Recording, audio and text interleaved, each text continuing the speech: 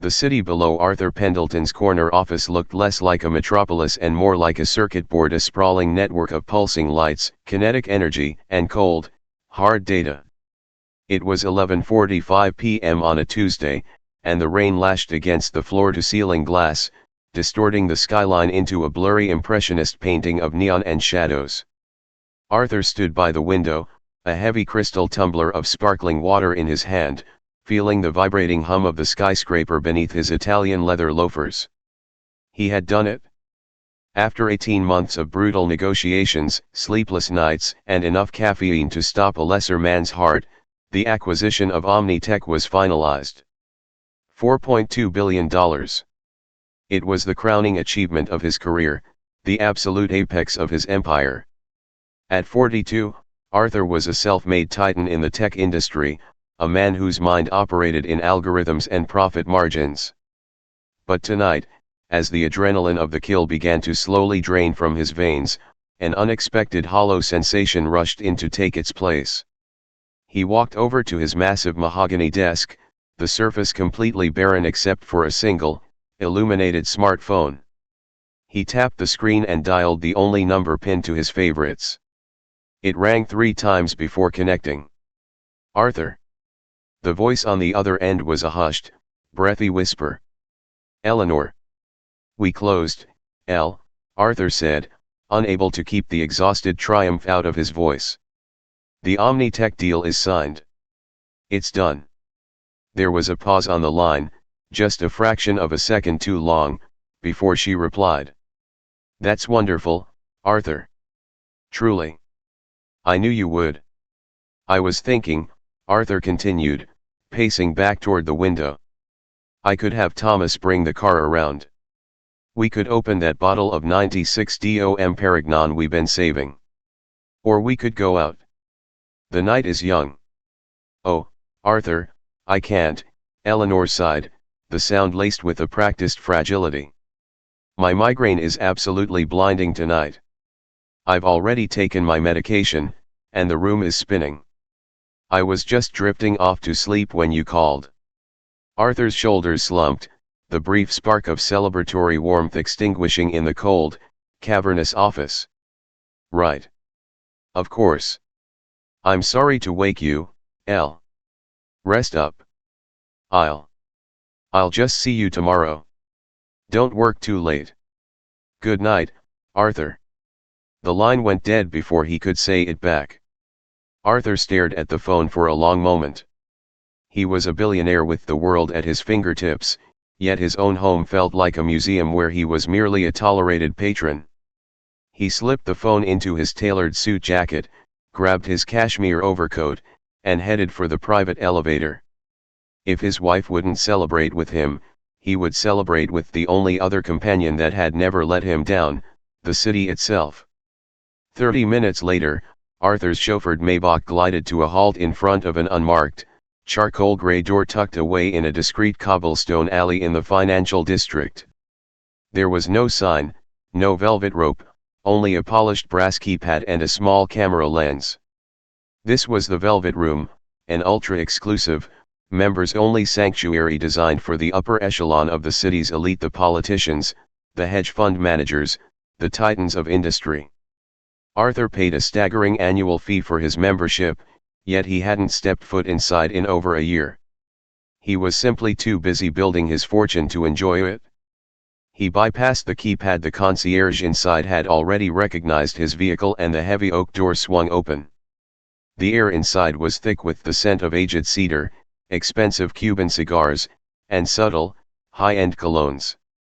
The lighting was dim, casting a golden, amber hue over the plush leather booths and the magnificent, sweeping bar carved from a single piece of dark walnut. Jazz piano played softly in the background, a melodic undertone to the hushed conversations of power brokers in the shadows. Arthur walked straight to the bar. It was relatively quiet for a Tuesday night. He took a seat on a tufted leather stool, shedding his overcoat and loosening his silk tie. Good evening, Mr. Pendelton. It has been quite a while. Arthur looked up. Standing behind the polished wood was a man who seemed perfectly engineered for the environment. He was devastatingly handsome, with swept-back dark hair, striking, perceptive eyes, and a jawline that looked like it had been cut from marble. He wore a crisp white shirt beneath a tailored, dark velvet vest. His name tag was small, elegant, and silver, Julian. "You remember me?" Arthur asked, genuinely surprised. Julian offered a smile that was perfectly calibrated, warm, deferential, but with a hint of shared, unspoken confidence. "It is my business to remember the men who shape the city, sir. Especially the ones who prefer the corner booth, facing the door, and drink their Macallan neat. Though, you usually only come here when you've conquered something. Judging by the look in your eyes tonight, the world has a new emperor."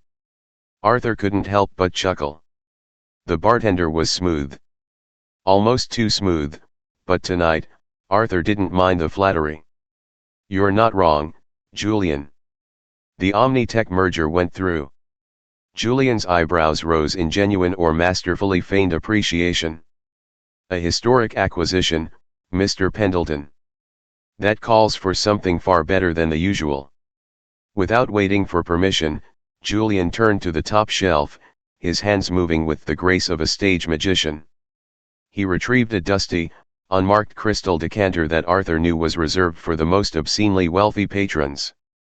Julian poured 2 fingers of the liquid gold into a heavy baccarat glass and slid it across the mahogany surface. Macallan 1926. On the house for the first pour, Julian murmured, his voice a low, hypnotic baritone. "To the victor belong the spoils." Arthur lifted the glass. The aroma alone was intoxicating, notes of dried fruit, spice, and a deep, ancient oak. He took a sip, and the liquid burned a warm, triumphant path down his throat. "Incredible," Arthur breathed, setting the glass down. "Only the best for a man who earned it," Julian replied, leaning casually against the back counter, polishing a glass with a linen cloth. "Though, if you don't mind my saying, a man who just bought the world shouldn't be drinking alone. Where is the lovely Mrs. Pendelton tonight?" Arthur stared into the amber depths of his glass. In the boardroom, he was a fortress, impenetrable and ruthless. But here, softened by exhaustion, the alcohol, and the bartender's disarming charm, a tiny crack appeared in his armor.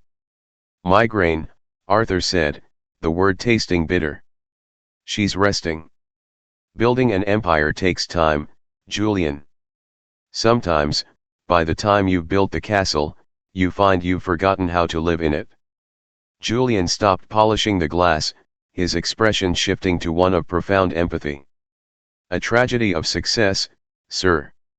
Many men come to this bar with heavy wallets and empty houses. The women who wait at home, they often don't understand the burden of greatness. They get lonely. They get restless." Arthur took another long sip of the rare scotch, oblivious to the strange, knowing gleam in Julian's eye.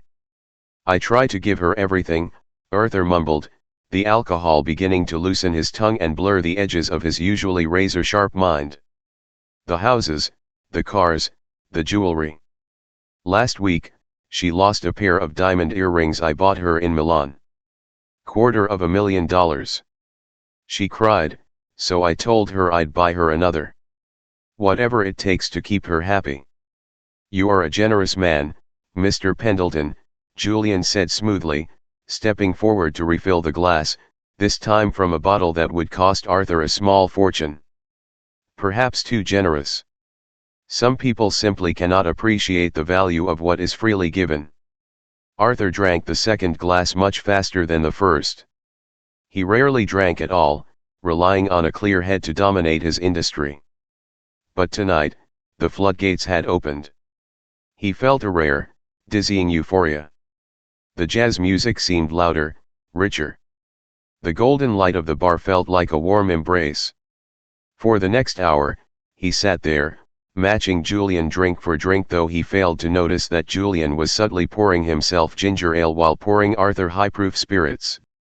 Arthur talked about his childhood, his relentless drive, his fears of failure. And Julian simply listened, a masterclass in attentive silence, occasionally offering a nod or a perfectly timed word of validation. Arthur felt a strange kinship with this bartender. He felt understood.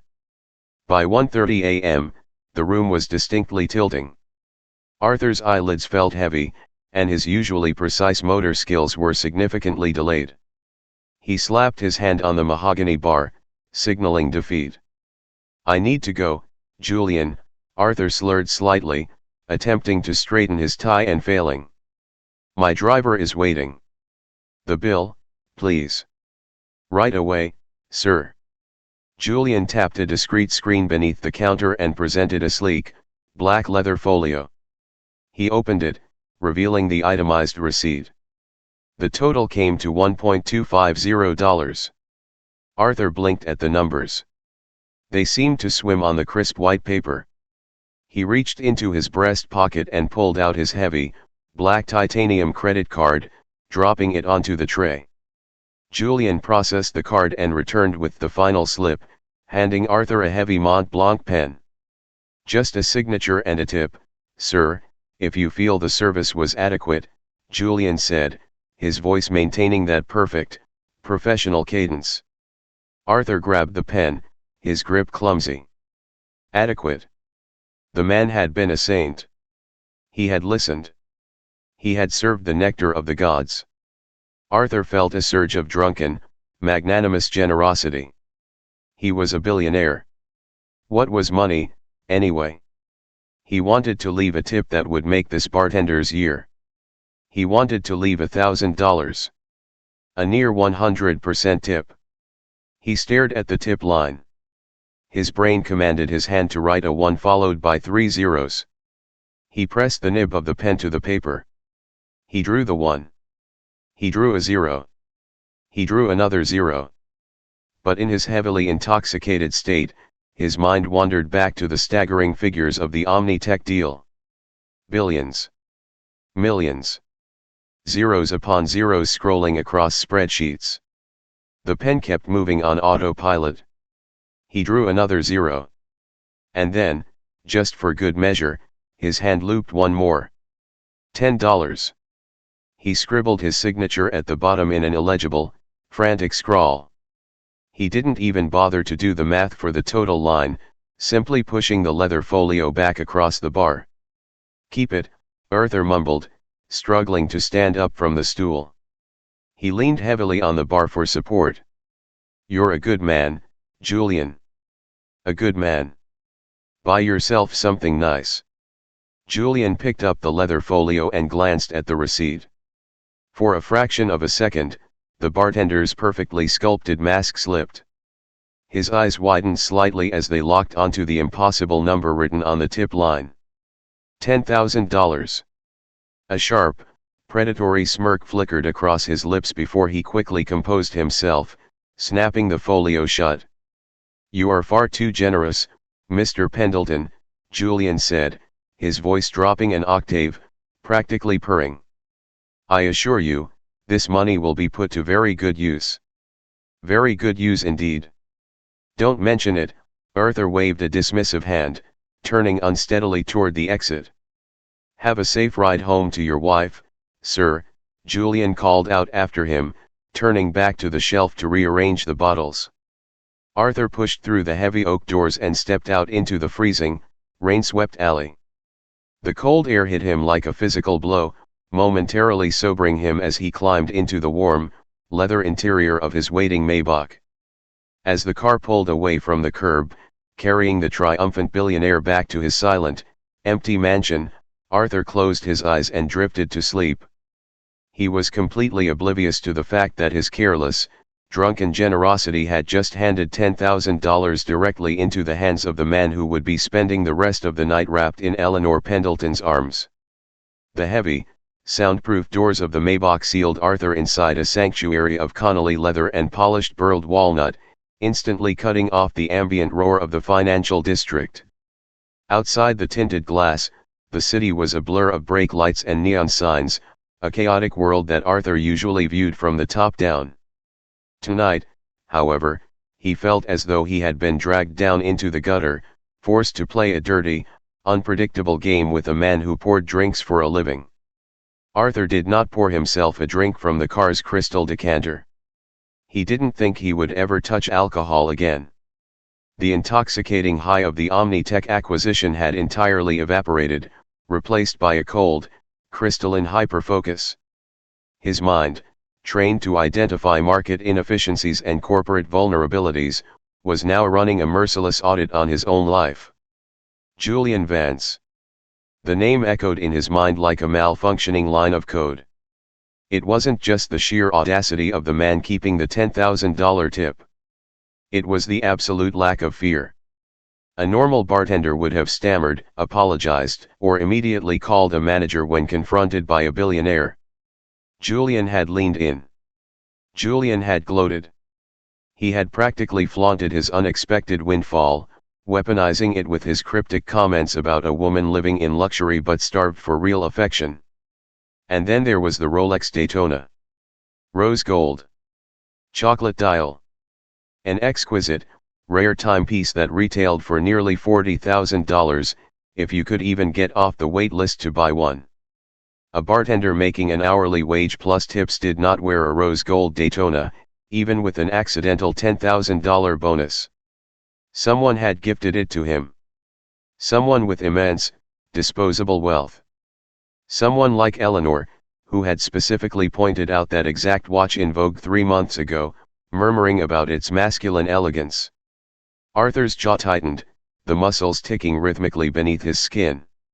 He pulled out his phone and opened his encrypted banking app. He didn't check his corporate accounts, he went straight to Eleanor's supplementary Centurion card ledger. He scrolled past the usual exorbitant charges: Saks Fifth Avenue, La Prairie spa treatments, obscure organic grocers, until he hit a cluster of transactions from 3 months prior. There it was. A charge at a high-end horologi boutique in Geneva for $42,500. At the time, Arthur had assumed she had bought it as a surprise anniversary gift for him, but when their anniversary came and went with a set of custom golf clubs instead, he had simply forgotten about it. His life was too cluttered with billions to track a stray 40,000. Until now. "Take the long way home, Thomas," Arthur instructed his driver, his voice a low, terrifyingly calm rasp. "Drive up the Pacific Coast Highway. I need time to think." "Yes, Mr. Pendelton," the driver replied smoothly, adjusting the partition to give his employer total privacy. As the Maybach glided toward the coast, Arthur meticulously pieced together the puzzle. The sudden, unexplained migraines that kept Eleanor home on the nights he worked late. The wellness retreats she took to Sedona and the south of France, always preferring to go alone to reconnect with her aura. The way she had flinched when he touched her shoulder a few weeks ago, a microscopic recoil that he had dismissed as stress. He was Arthur Pendelton.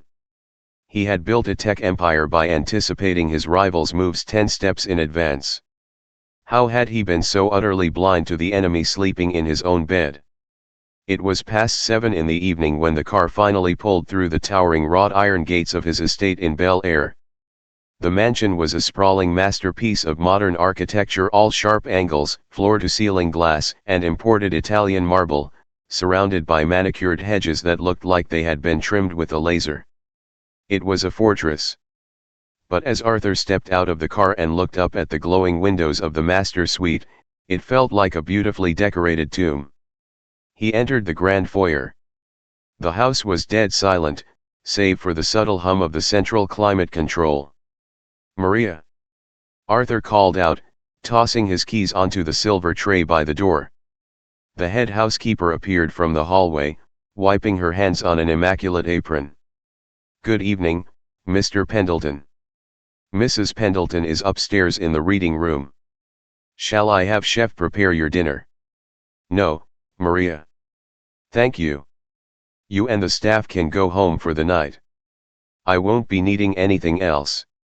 Maria looked mildly surprised. Arthur usually demanded a perfectly timed meal upon his return, but she nodded obediently and retreated to the staff quarters. Arthur slowly ascended the floating glass staircase. Every step felt deliberate, heavy with the weight of his impending performance. He found Eleanor exactly where Maria said she would be. She was curled up on a plush velvet chaise lounge by the fireplace, a cashmere throw draped elegantly over her legs, reading a hardcover novel. She looked breathtaking. Her blonde hair was perfectly styled, her skin glowing with expensive serums, her silk loungewear clinging perfectly to her frame. She looked up as he entered, offering a soft, practiced smile. It was the same smile she used for charity galas and paparazzi flashes. It didn't reach her eyes. "Arthur," she said, marking her page and closing the book. "You're home early. I thought you said you had an emergency at the office." "I managed to handle it faster than expected," Arthur replied, walking over to the adjacent armchair and sitting down.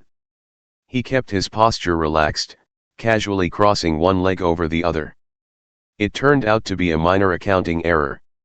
Nothing I couldn't fix." "That's a relief," she murmured, picking up a crystal glass of sparkling water from the side table. "You work too hard, darling. The Omnitech deal is done. You should be resting." "I could say the same for you," Arthur countered smoothly, his eyes locking onto hers. He searched her face, looking for the telltale signs of guilt, the micro-expressions of a liar. "How was your walk on Fifth Avenue? Did the fresh air help your migraine?" Eleanor didn't miss a beat. Her gaze remained steady, her breathing even. "Immensely. It was a bit chilly, but the Cartier boutique was wonderfully warm. I didn't buy anything, though. Nothing caught my eye." "Shame," Arthur said softly. "You deserve nice things, Elle. I was actually looking at your jewelry box this morning while I was searching for my silver cufflinks. I noticed those diamond drop earrings I bought you in Milan were missing. The ones you loved so much." For a fraction of a second, a margin of error so small only a man like Arthur would notice, Eleanor's hand tightened around her crystal glass. Her knuckles went pale. She swallowed, her throat bobbing delicately, before she forced out a sigh of exasperation. "Oh, Arthur, don't remind me," she pouted, looking away toward the fireplace. "I am absolutely sick over it. I must have left them at the hotel spa during my trip to Aspen last month. I've called them 3 times, but they claim they haven't found them. I've been too embarrassed to tell you." It was a flawless lie. It was delivered with the exact right amount of regret, a touch of feminine vulnerability, and a logical alibi. If Arthur hadn't sat across from a man wearing a $40,000 watch bought on his own dime, he would have believed her completely. He would have comforted her and ordered a replacement pair by morning. Instead, a profound, icy disgust settled in his stomach. He was married to a phantom. "Don't worry about it, Elle," Arthur smiled, a chillingly perfectly replica of a loving husband. "They're just stones. We can always buy more. As long as you're safe and happy, that's all that matters to me." Eleanor visibly relaxed, a subtle exhaling of breath releasing the tension from her shoulders. "You're too good to me, Arthur." "I am," Arthur thought, his smile never wavering. "But I won't be for much longer. I need to take a shower and make a few calls to Europe," Arthur said, standing up. "Get some sleep, darling." He leaned down and pressed a chaste kiss to her forehead. She smelled of expensive jasmine perfume and something else, a faint, lingering trace of cedar and tobacco. The exact scent of the velvet room. The scent of Julian Vance. It took every ounce of Arthur's iron will not to wrap his hands around her delicate neck right then and there. Arthur walked into the master bathroom, turned on the rain shower to mask the sound, and locked the door. He didn't undress. He simply sat on the edge of the marble bathtub, staring at his reflection in the mirror. The man looking back at him was not the same man who had celebrated the Omnitech deal just 48 hours ago. That man was a naive fool who believed his wealth bought loyalty.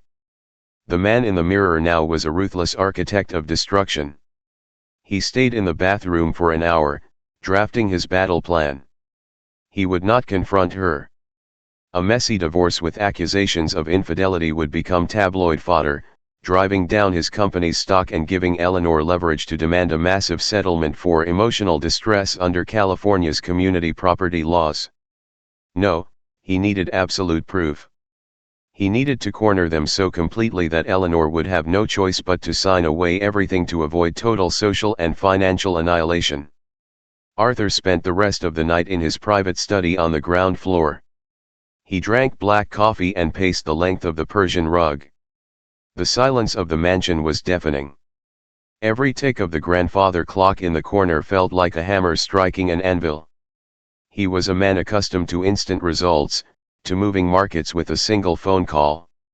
This waiting, this agonizing suspension between suspicion and confirmation was exquisite torture. At precisely 6 a.m., the encrypted tablet on his desk chimed softly. Arthur lunged for it, his thumb pressing against the biometric scanner. The screen unlocked, revealing a secure email from Marcus. The subject line was blank. The attachment was a massive PDF file labeled simply, Vance_dossier. Arthur sank into his leather chair, the glow of the screen illuminating his exhausted, hollowed-out face. He clicked the file open. The first page was a high-resolution surveillance photograph. It was taken from a distance, likely through a telephoto lens, but the image was incredibly crisp. It showed the exterior of a luxury boutique hotel downtown. It was time-stamped Wednesday morning, 3:15 a.m., barely 2 hours after Arthur had stumbled out of the Velvet Room and left the $10,000 tip. In the photograph, walking out of the hotel lobby, was Julian Vance. And clinging to his arm, wearing a dark trench coat over her evening wear, her head thrown back in mid-laugh, was Eleanor Pendelton. Arthur didn't gasp. He didn't cry.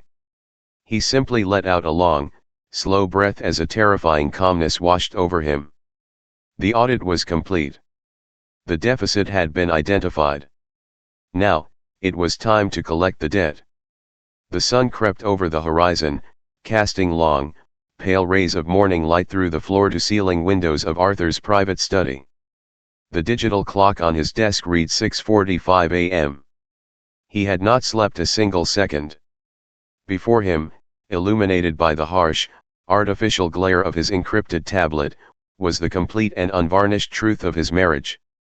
The Vance_dossier compiled by his security chief, Marcus, was not merely a collection of photographs, it was a devastatingly precise financial and emotional autopsy of Eleanor Pendelton's clandestine life. Arthur scrolled through the pages, his face a mask of carved granite. His initial wave of visceral, suffocating rage had completely burned out somewhere around 4 a.m., leaving behind a terrifyingly cold, clinical clarity. He was no longer a heartbroken husband. He was a corporate raider, and he was currently reviewing the vulnerabilities of a hostile entity.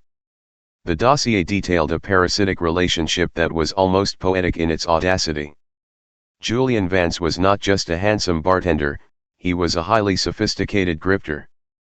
His background check revealed a string of short-lived employments at ultra-exclusive venues across the globe: Monaco, Dubai, St. Bart's. Places where the wives of the ultra-rich gathered, drank, and complained about their absent, workaholic husbands. Julian was an apex predator who specialized in the lonely and the affluent. And Eleanor had been the perfect prey. Arthur examined the financial transcripts. For the past 8 months, Eleanor had been systematically siphoning funds from her supplementary accounts. The charitable donations to obscure art foundations. Shell companies registered in Delaware, eventually funneling into an offshore account in the Cayman Islands under Julian's control. The wellness retreats to the south of France. Carefully coordinated vacations where Julian would mysteriously request time off from the Velvet Room, flying first class on Arthur's dime to meet her at 5-star resorts.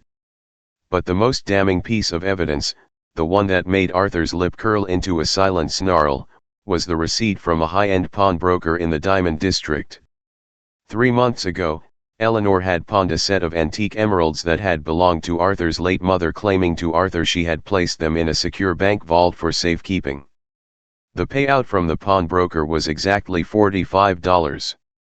2 days later, the rose gold Rolex Daytona was purchased at the boutique in Geneva. She hadn't just cheated on him. She had liquidated his family's legacy to buy a trinket for her gigolo. "Good morning, sir." Arthur's thumb hit the biometric lock on the tablet, plunging the screen into darkness just as the heavy oak doors of the study parted. Maria, the head housekeeper, stood in the doorway bearing a silver tray with a steaming pot of black coffee and a single, perfectly poached egg on rye toast. "Put it on the desk, Maria." "Thank you," Arthur said, his voice entirely steady, betraying none of the absolute carnage raging in his mind. "Mrs. Pendelton is awake, sir." "She requested breakfast on the terrace," Maria added, setting the tray down gently. "Shall I tell her you will join her?" Arthur looked at the silver tray, his reflection distorted in the polished metal. "Yes. Tell my wife I will be right there." 15 minutes later, Arthur stepped out onto the sprawling marble terrace overlooking the Pacific Ocean. The morning air was crisp and salty. Eleanor sat at a wrought iron table, wrapped in a plush cashmere robe, her blonde hair catching the morning sun. She was sipping a mimosa and scrolling idly through a fashion magazine. To the untrained eye, she was the absolute picture of serene, aristocratic domesticity. To Arthur, she was a stranger wearing a very expensive mask. "Good morning, darling," Eleanor smiled, looking up from her magazine. She didn't look tired. In fact, she had a distinct, radiant glow about her. The afterglow, Arthur realized sickeningly, remembering the 3:15 a.m. timestamp on the surveillance photo of her leaving the hotel with Julian. "Morning, Elle," Arthur replied, taking the seat opposite her. He poured himself a cup of coffee. He noted the way her eyes briefly flicked to his hands, perhaps checking to see if he was still wearing his wedding band. He was. "You were up early," she noted, taking a delicate bite of a croissant. "I didn't hear you come to bed." "I had a lot on my mind," Arthur said smoothly, taking a sip of the scalding black coffee. "The Omnitech merger has left a lot of loose ends to tie up. You know how it is. Reevaluating assets. Identifying liabilities. Cutting the dead weight." Eleanor laughed, a light, musical sound that grated against Arthur's eardrums. "You're always so ruthless when it comes to business, Arthur. Just promise me you won't work yourself to death now that the deal is closed. You need to relax. We should go somewhere. Just the two of us. A wellness retreat, perhaps." Arthur thought. "Actually, I had a different idea for celebrating." Arthur leaned forward, resting his elbows on the table, locking his steely gaze with hers. "I want to host a dinner party. Here, at the house. This Saturday." Eleanor's elegant eyebrows rose in surprise.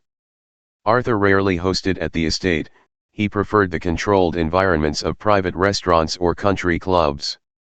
"A dinner party? Here? It's a bit short notice, Arthur." "The catering companies." "Already handled," Arthur interrupted smoothly, waving a dismissive hand. "It won't be a massive gala. Just an intimate gathering. The board of directors, a few key investors, and their wives. 12 people maximum. I want to celebrate the closing of the deal with the people who matter most." Eleanor hesitated for a fraction of a second, her mind clearly racing to calculate the logistics and how it might interfere with her clandestine schedule. "Well, I suppose I can manage that. I'll have Maria arrange the floral centerpieces." "Which caterer were you thinking of?" Arthur's lips curved into a smile that was entirely devoid of warmth. It was the smile of a predator watching a snare pull tight. "I was at a private club the other night. The Velvet Room. Have you heard of it?" Eleanor's hand froze halfway to her mouth, the mimosa glass hovering in mid-air. For a terrifying 2 seconds, she stopped breathing. The color drained from her cheeks, leaving her looking like a porcelain doll. "The Velvet room. She repeated, her voice suddenly tight, losing its musical lilt. I. I think I've heard you mention it. Yes. Exceptional service, Arthur continued, his eyes tracking every microscopic twitch of her facial muscles. He was dissecting her panic in real time. I was incredibly impressed by their staff. I've already spoken to their management this morning. I'm having their head mixologist and their private kitchen staff come out to cater the evening. I specifically requested the bartender who served me. A young man named Julian. He has a brilliant mind for details. I think you'll really like him. The glass in Eleanor's hand rattled faintly against her rings. She quickly set it down on the table, swallowing hard. Her eyes darted around the terrace, looking anywhere but at Arthur. That sounds wonderful, Arthur. Very extravagant. Only the best for my wife, Arthur said, leaning back in his chair and picking up the morning paper. Make sure you wear something stunning, Elle. I want everyone to see what a perfect team we are. By noon, Arthur was back in his penthouse office at Pendelton Tower, the command center of his empire. He sat at the head of a long, obsidian conference table. Across from him sat three men in immaculate charcoal suits, his lead corporate attorney, his wealth manager, and a specialist in high-net-worth divorce litigation whom Arthur had flown in from New York on a private jet that morning. Let's review the prenup, gentlemen, Arthur ordered, his voice echoing in the cavernous room. The divorce specialist, a silver-haired shark named Sterling, slid a thick, leather-bound document across the table. Your prenuptial agreement, drafted 7 years ago, is ironclad, Mr. Pendelton. It includes a standard infidelity clause. If Mrs. Pendelton is proven to have engaged in an extramarital affair, she forfeits her right to the 50% community property split under California law. Her spousal support will be capped at a one-time severance payout of $2 million, and she will be required to vacate all primary residences within 14 days. 2 million, Arthur mused, staring out the window at the sprawling city. It was pennies to him, but to Eleanor, whose lifestyle burned through $50,000 a month on clothes and spa treatments alone, it was a death sentence. And what about the assets she has currently acquired? The jewelry, the vehicles. Technically, gifts are her separate property, Sterling explained cautiously. However, if we can prove she used marital funds to finance her lover, such as pawning your late mother's emeralds, or funneling money through offshore accounts, we can sue for restitution. We can essentially freeze her current assets until the stolen funds are recovered. Freeze them, Arthur commanded, his eyes narrowing. I want her credit cards locked the second the dinner party concludes on Saturday. I want the locks on the Bel Air estate changed by midnight. I want her to walk out of that house with nothing but the clothes on her back. The wealth manager cleared his throat nervously. Sir, a sudden freeze like that, it will alert her immediately. If she senses the trap, she might try to transfer funds or flee. She won't sense a thing, Arthur said softly, turning back to the table. She thinks I'm a blind, workaholic fool who just accidentally gave her boyfriend a $10,000 tip. She thinks she has won. By Saturday night, I am going to show her exactly what it means to go to war with Arthur Pendelton. After the lawyers left, Arthur picked up his phone and dialed a number that was not in his contacts. It was the direct line to the owner of the Velvet Room, a man who owed Arthur a substantial favor regarding a zoning permit a few years back. Arthur. To what do I owe the pleasure? The owner's voice boomed through the speaker. Victor. I need a favor, Arthur said flatly, skipping the pleasantries. I'm hosting a private dinner at my estate this Saturday. I want your staff to cater it. Of course, Arthur. Anything you need. I'll send my best team. I want a specific bartender, Arthur continued, his voice dropping an octave. Julian Vance. He served me a few nights ago. I want him managing the drinks for the evening. In fact, I want him personally serving my wife's table. There was a slight pause on the line. Julian? He's a good kid, very popular with the exclusive clientele. Consider it done, Arthur. I'll have him there at 5 o'clock sharp. Excellent. And Victor? Yes. Tell Julian there will be a very generous tip in it for him if he performs well. Arthur hung up the phone. The board was set. The pieces were moving into position. Eleanor and Julian thought they were playing a clever game of hide and seek, completely unaware that Arthur had just locked the doors, turned off the lights, and set the building on fire. He opened the bottom drawer of his desk and pulled out a heavy, silver-plated picture frame. Inside it, perfectly smoothed out and mounted on black velvet, was the receipt from the Velvet Room. $1.250. Tip, $10. Total, $11.250. Arthur traced the erratic signature at the bottom with his index finger. It had been the most expensive mistake of his life. But as he looked at the receipt now, a cold, dark amusement washed over him. It wasn't a mistake anymore. It was the entry fee to the greatest destruction he would ever engineer. He placed the framed receipt carefully into his leather briefcase and snapped the locks shut. Saturday could not come fast enough.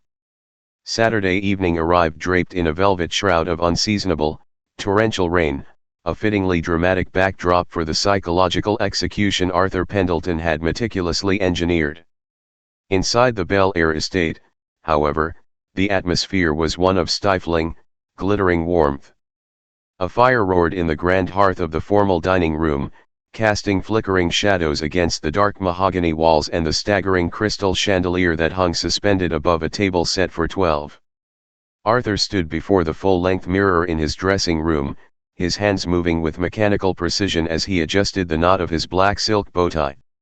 He was wearing a bespoke Tom Ford tuxedo, tailored to armor-like perfection. He felt absolutely nothing. The familiar cocktail of pre-boardroom adrenaline and anxiety had been replaced by the icy, absolute stillness of a predator waiting for the trap to snap shut. Tonight, he was not merely a host. He was the architect of a masterpiece. He descended the sweeping glass staircase just as the grand clock struck 7. The mansion was already buzzing with the low, sophisticated murmur of his guests. The elite of his corporate sphere had arrived: Richard Harrison, his meticulous accountant, Sterling, the divorce litigator posing tonight as a new legal consultant from New York, and 3 key board members from the newly acquired Omnitech, along with their heavily jeweled wives. And there, floating through the room in a breathtaking, backless emerald gown, was Eleanor. She held a flute of champagne, laughing lightly at a joke told by one of the board members. She looked radiant, entirely oblivious to the fact that she was standing on a trapdoor. "Arthur, darling," Eleanor purred as she saw him approach, slipping her arm through his. The scent of her jasmine perfume hit his senses, but it no longer evoked affection, it smelled of rot. "Everything looks spectacular. The catering staff you hired is incredibly professional. They've already set up the bar in the conservatory." "I am glad you approve, Elle," Arthur replied, his voice a smooth, impenetrable baritone. He patted her hand, feeling the cold metal of the diamond tennis bracelet he had bought her for their 5th anniversary. "Why don't we go greet the staff? I want to make sure the head bartender has everything he needs." Eleanor nodded, leading him toward the conservatory. "Of course. Though I must admit, I haven't seen this Julian you spoke of yet." The manager said he was in the back, preparing the specialty syrups. As they crossed the threshold into the glass-walled conservatory, the ambient noise of the party seemed to dull. Behind the temporary, black marble bar set up against the lush tropical flora, stood a man in a crisp white shirt and a dark velvet vest. He had his back turned, aggressively shaking a silver cocktail shaker. "Julian," Arthur called out, his voice cutting through the clinking of ice. "My wife and I came to welcome you." The shaker stopped abruptly. Julian Vance turned around slowly. He had walked into this mansion expecting to serve a generic billionaire. He had spent the last hour marveling at the Picassos on the walls and the sheer, unfathomable scale of the wealth on display, perhaps even fantasizing about how much more money he could extract from Eleanor now that he had seen her true domain. But as his dark, perceptive eyes locked onto Arthur's face, the color drained from Julian's perfectly sculpted features, leaving him a ghastly shade of chalk. And then, Julian's eyes shifted half an inch to the left, landing on the woman whose arm was securely looped through Arthur's. Eleanor froze. The champagne flute in her hand tilted dangerously, a few drops of the vintage gold liquid spilling onto the polished marble floor. Her breath hitched in her throat, a sharp, audible gasp that she quickly tried to muffle into a cough. Her wide, terrified eyes darted frantically from Julian to Arthur, and back to Julian again. The silence that stretched between the three of them lasted only 4 seconds, but in the realm of psychological warfare, it was an eternity. Arthur savored every microsecond of it. He watched the arrogant, predatory gleam in Julian's eyes shatter into raw, unadulterated panic. He watched his wife's perfectly constructed illusion of aristocratic grace crumble into the trembling, animalistic terror of prey that realizes the hunter is already in the room. "Mr. Pendleton," Julian choked out, his smooth, hypnotic baritone entirely gone, replaced by the reedy stammer of a cornered rat. It is an honor to serve you again, sir. And Mrs. Pendleton. The honor is ours, Julian, Arthur smiled, a chillingly wide expression that did not reach his dead eyes. Eleanor, darling, this is the young man I was telling you about. The one who provided such unforgettable service the other night. The one I left that incredibly generous tip for. Do you remember? Eleanor could not speak. Her throat moved as if she were swallowing glass. She managed a microscopic, jerky nod, her fingers digging painfully into the fabric of Arthur's tuxedo sleeve. Good. Julian, I expect you to take special care of my wife tonight, Arthur commanded lightly, turning his gaze back to the bartender. Her glass should never be empty. Understand? Yes, sir. Absolutely, sir, Julian whispered, his hands visibly shaking as he placed the shaker down. Excellent. Let's join our guests, darling. The first course is about to be served. Arthur gently, but firmly, steered his paralyzed wife out of the conservatory. The dining room was a theater of the absurd. The 12 guests sat around a massive mahogany table, laughing and discussing the stock market, entirely blind to the agonizing tension radiating from the head of the table. Eleanor sat to Arthur's right. She had not touched a single drop of her wine. She stared blankly at the silver charger plate in front of her, her chest rising and falling in shallow, erratic breaths.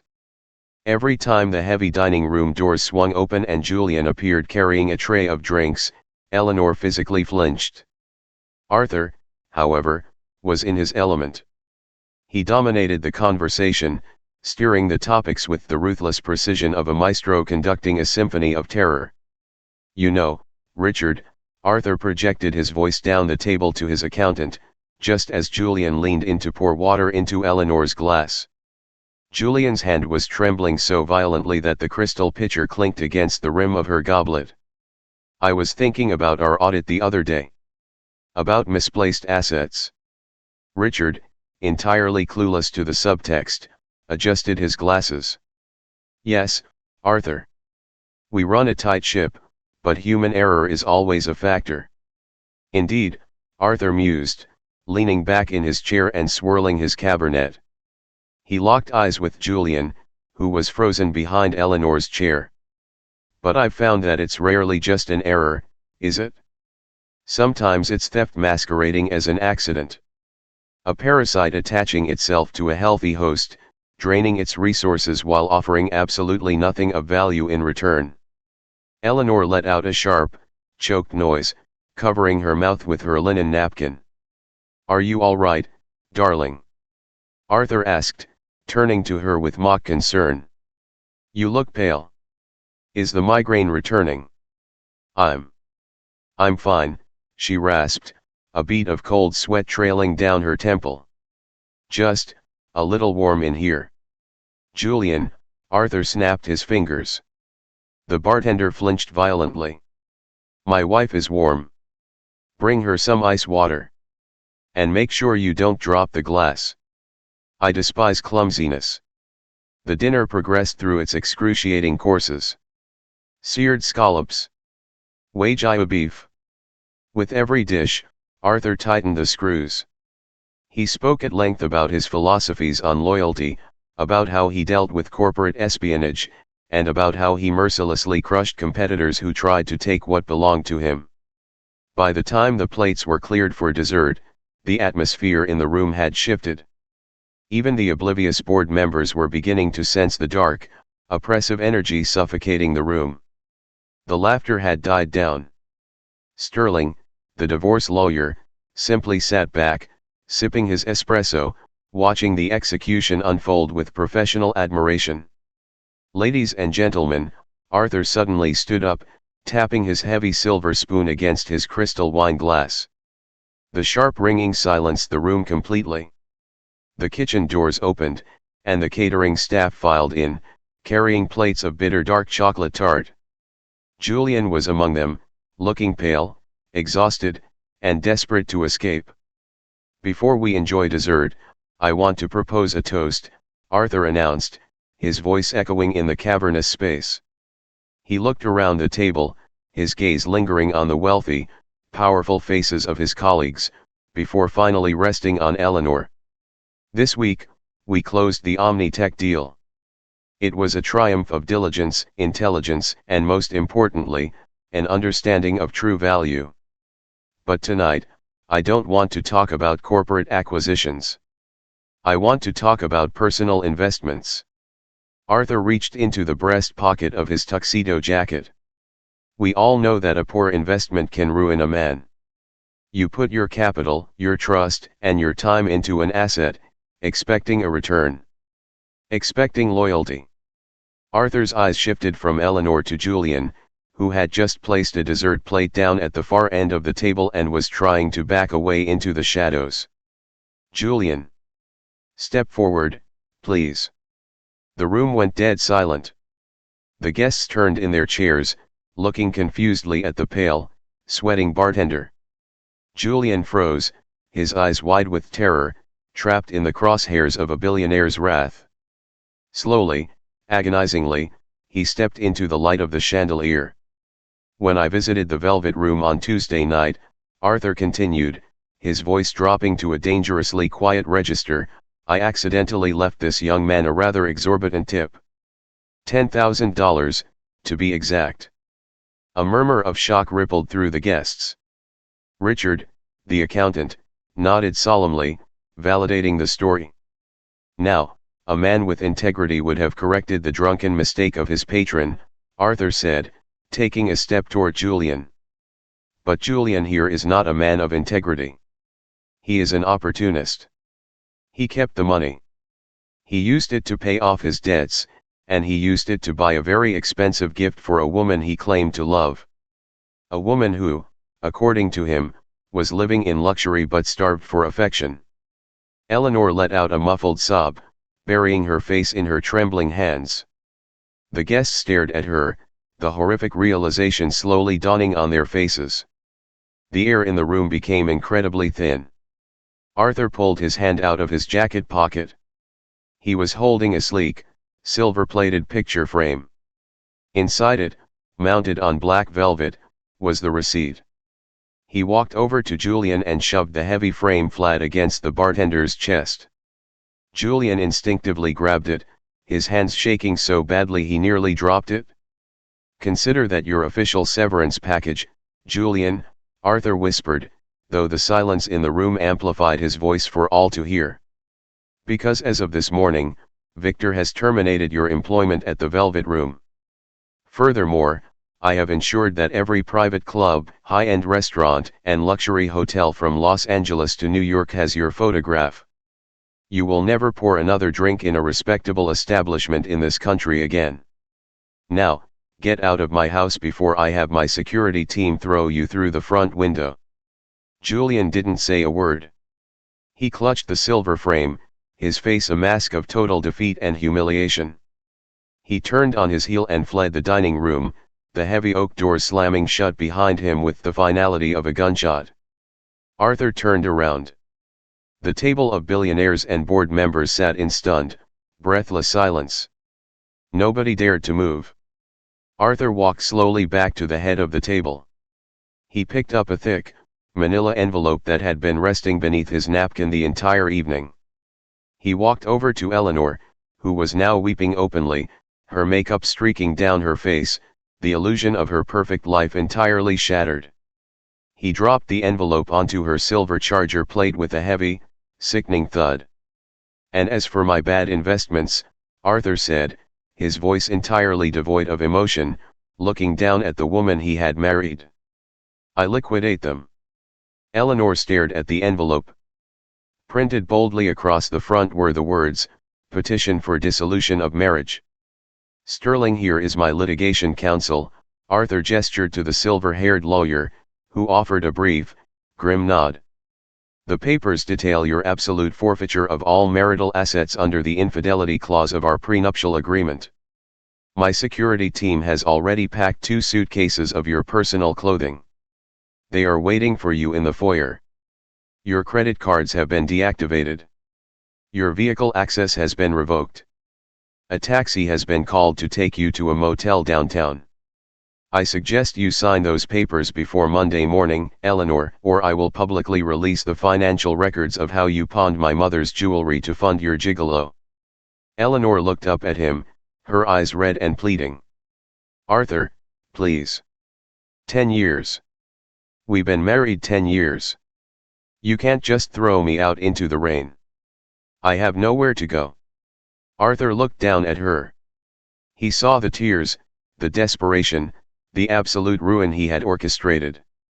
And for the first time in his life, looking at the wreckage of his marriage, Arthur Pendelton felt nothing but the cold, satisfying click of a perfectly executed transaction.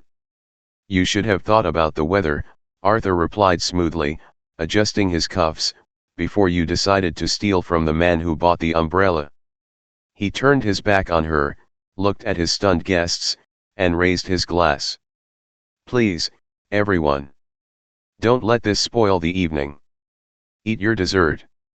We have a lot of money to make on Monday." The rain that had battered the windows of the Bel Air estate during Arthur's brutal dinner party had not ceased by the time Eleanor Pendelton found herself standing on the cracked pavement of a downtown Los Angeles sidewalk. It was just past midnight. The taillights of the yellow cab paid for in advance by Arthur's security team bled into the wet asphalt as the car sped away, leaving her entirely alone in a neighborhood she had previously only seen through the tinted, bulletproof glass of her chauffeured Maybach. She stood shivering under the meager awning of the Starlight Inn, a dilapidated motel whose neon sign sputtered and buzzed, missing the R and the T.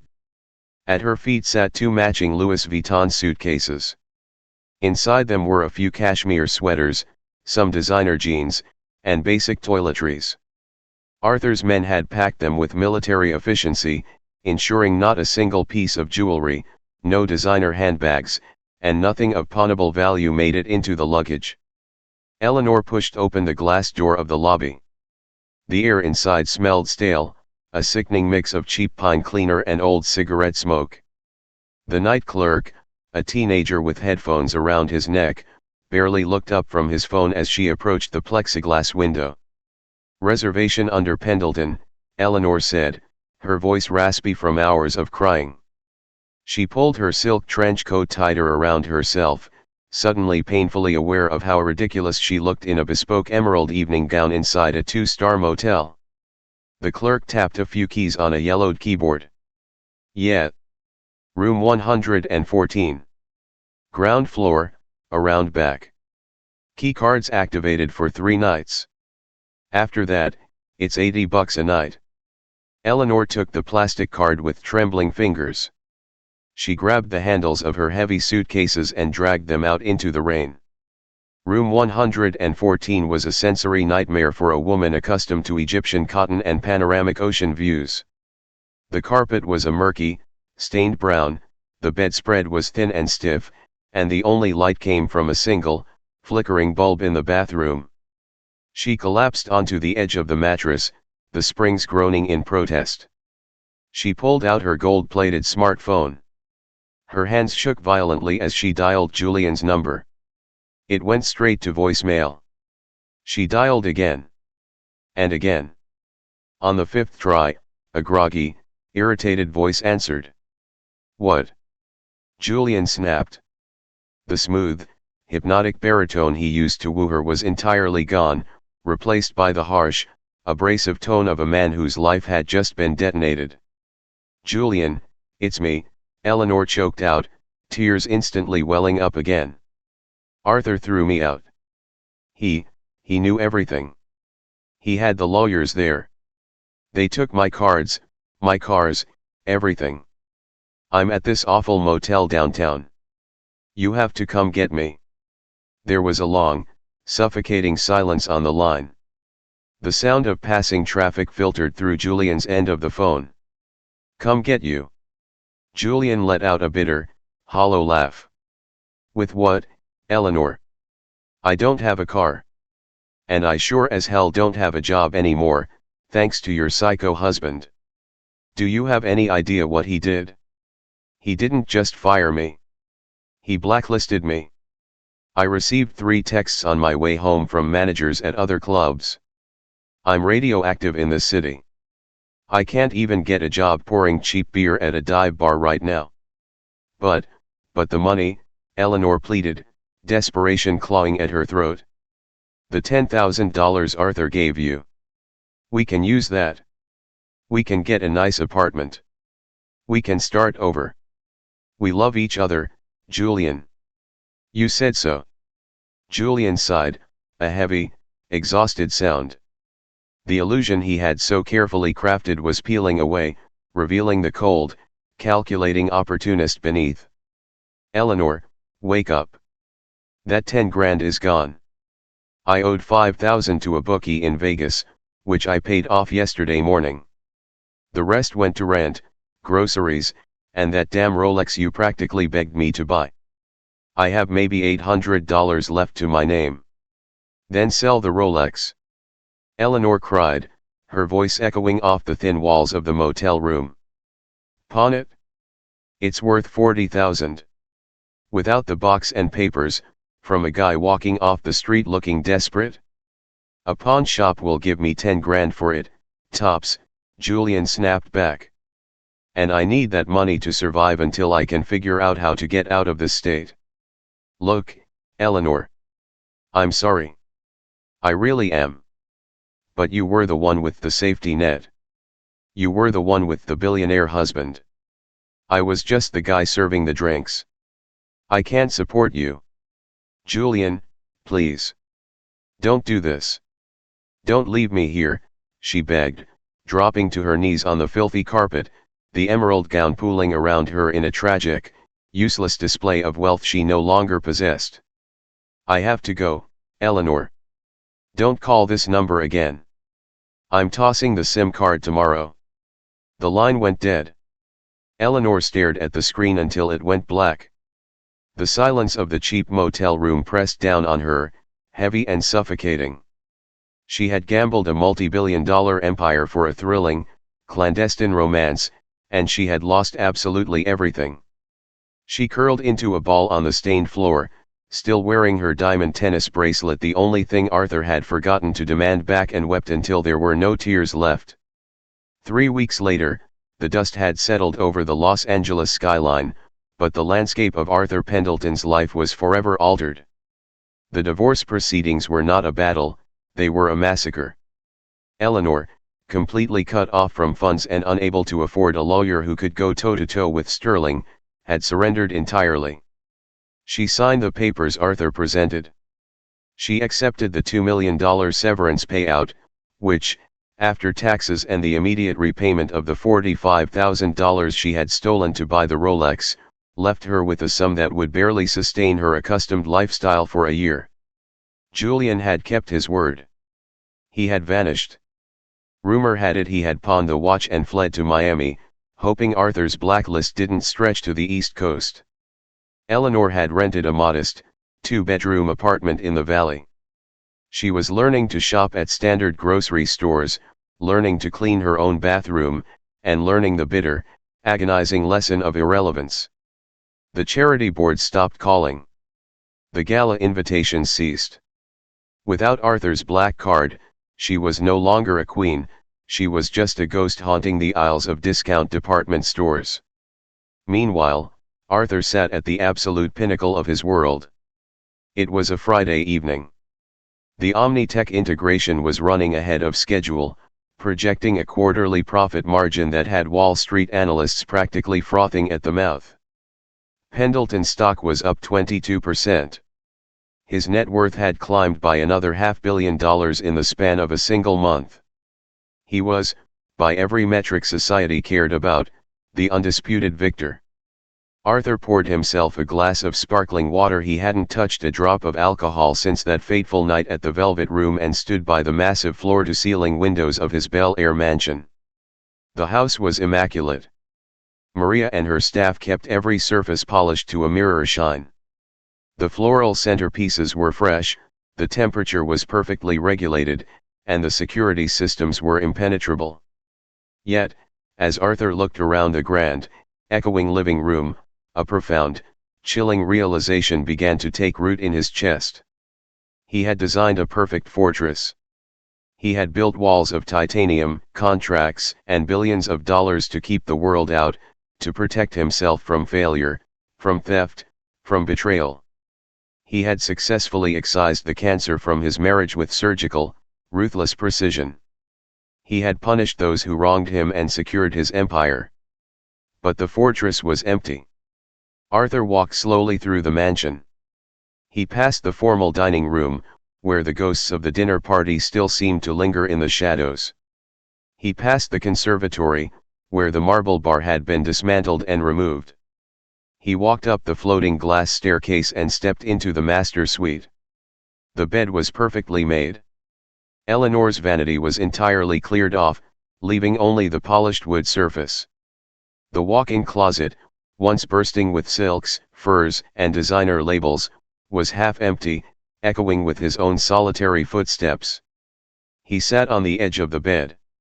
He thought about the $10,000 tip. He had been so angry at Julian for taking it, so furious at Eleanor for betraying him. But in the quiet solitude of his victory, Arthur was forced to confront the painful, undeniable truth that Julian had spoken at the bar that night. Sometimes, by the time you've built the castle, you find you've forgotten how to live in it. Arthur had spent the last 15 years of his life staring at spreadsheets, negotiating contracts, and flying across time zones. He had treated his marriage like an acquisition, outfitting Eleanor with expensive maintenance packages, jewelry, cars, vacations, while completely neglecting the core asset, human connection. He hadn't noticed she was slipping away because he had never really been looking at her in the first place. He had only looked at the ledger. He had won the war, yes. But the victory felt like ash in his mouth. The millions of dollars he made every single day could not buy a conversation that wasn't about margins. It could not buy a touch that wasn't transactional.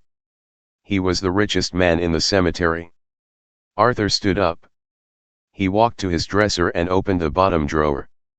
He didn't pull out a financial report or a legal document. He pulled out a pair of casual denim jeans, a simple white t-shirt, and a dark, unmarked jacket. Clothes he hadn't worn in years. He stripped off his bespoke suit jacket and unbuttoned his heavily starched shirt. He dressed in the casual clothes, looking at himself in the mirror. Without the armor of Tom Ford and Rolex, he just looked like a man. An older, tired man with graying temples, but a man nonetheless. He bypassed the grand staircase and took the side door out to the garage. He walked past the Maybach, past the Ferrari, and grabbed the keys to a vintage, restored Mustang he kept under a tarp, a car he had bought decades ago, back when he actually enjoyed driving himself. Arthur opened the garage door and fired up the engine. The raw, unrefined roar of the American muscle car filled the space, a stark contrast to the silent, electric glide of his modern fleet. He backed out of the driveway, the gates of his fortress opening automatically to let him out. He drove down the winding roads of Bel Air, heading toward the coast. He didn't have a destination in mind. He wasn't going to a board meeting, and he wasn't going to an exclusive club. For the first time in a decade, Arthur Pendelton was just driving. He parked near the Santa Monica Pier, pulling into a regular, metered spot. The air was cool and smelled of salt and fried food. He walked along the wooden planks, surrounded by tourists, teenagers, and street performers. Nobody recognized him. Without his entourage, his tailored suits, and his aura of corporate menace, he was completely invisible. And it was the most liberating feeling he had experienced in his entire adult life. He stopped at a small, battered coffee kiosk at the end of the pier. A young woman with bright pink hair and a tired smile was working the espresso machine. "What can I get you?" she asked, wiping her hands on an apron. "Just a black coffee, please," Arthur said. She poured the coffee into a paper cup and handed it to him. "That'll be $3. Arthur reached into his pocket and pulled out a worn leather wallet he hadn't used in years. He handed her a $20 bill. "Keep the change," Arthur said softly. The girl looked at the 20, her eyes widening slightly in pleasant surprise. It wasn't $10,000. It wouldn't change her life. But the genuine, uncalculated gratitude in her smile, a simple, human exchange devoid of hidden agendas or corporate leverage, warmed something deep within Arthur's chest. "Thank you, mister. Have a great night," she smiled. "You too," Arthur replied. He took his paper cup and walked to the wooden railing, looking out over the dark, vast expanse of the Pacific Ocean. The neon lights of the Ferris wheel reflected on the water, painting the rolling waves in vibrant, shifting colors. He had lost his wife. He had exposed a parasite. He had protected his billions. But standing here, listening to the crash of the waves and the distant laughter of the crowds, Arthur finally understood the true cost of his empire. The money was a tool, not a shield, and certainly not a substitute for a life. He took a slow sip of the cheap, scalding coffee. It tasted better than any vintage Macallan he had ever poured. He watched the horizon line, where the dark sky met the dark water. The audit of his life was finally closed. The slate was wiped clean. And for the first time in as long as he could remember, Arthur Pendelton had absolutely no idea what he was going to do tomorrow. He smiled.